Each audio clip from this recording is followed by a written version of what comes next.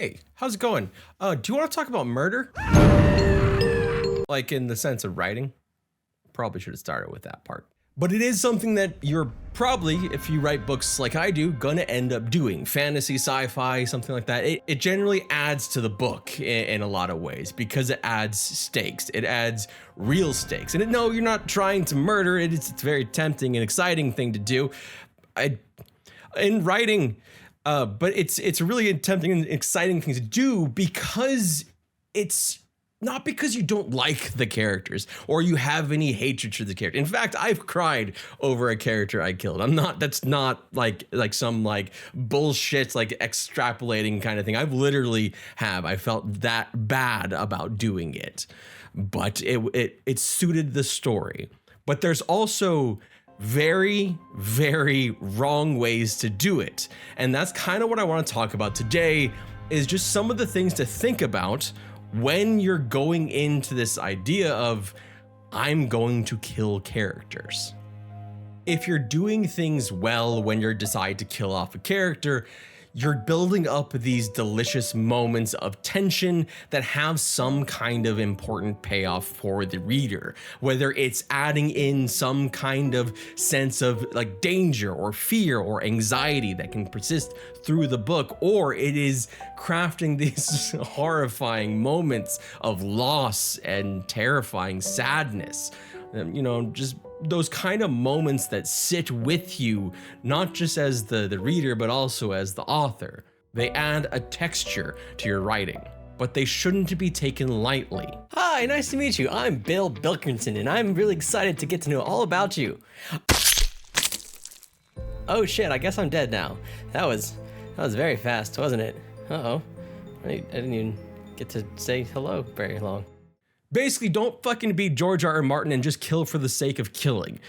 When you do it too much, when you make everyone a possible death, it actually starts to degrade the ability for death to have meaning, because everyone fucking dies.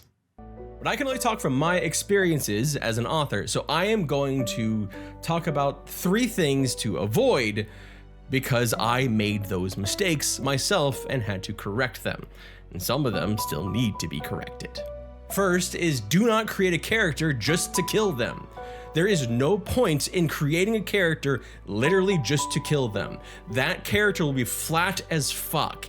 They will have 0 point in the story, and a good portion of your readers will pick up on this and they will be upset. I had a character that I created just to kill, and I was like, they had nothing else to them. They had so little to them, I forgot their name, to the point where my beta reader later came back and said, hey, so what about this person? What's their story? I'm like, oh, they fucking died. That's it. So I got rid of that stupid ass character because there's no point to them anymore. They didn't have any goals. They didn't have any emotions. They were just a dummy to get murdered in the book. That kind of shit doesn't work that well. Now, I want to clarify here because I actually hear this tip a lot. Don't create characters just to kill them off, because it's a pretty common tip. But I want to clarify that there's a grayness around this. Don't create a character just to kill them. The important part of that tip is just. That is the most important part to take away from that tip. When you create a character, the character needs purpose. And yes, that end game purpose, even if it's a short run in the book and then they die, that short purpose still needs to be grounded in a full character. The more full you can make the character, the more devastating that death will be. And this specifically goes for characters you're going to name. Number 2 is gonna be, don't telegraph it too long. Oh gee, this mission is dangerous. I hope I don't fucking die. That would be sad. And like the next 10 pages, that would be so awful. I mean, surely nothing will possibly happen to me. Don't do that. Basically, if you're going to kill someone off, don't show your hand before you do. There is a shock factor that is very helpful. Even if you are trying to even if it's kind of known that something bad is going to happen to the character, if you keep suspense until the moment, it still makes that end that much more intense, that much more meaningful.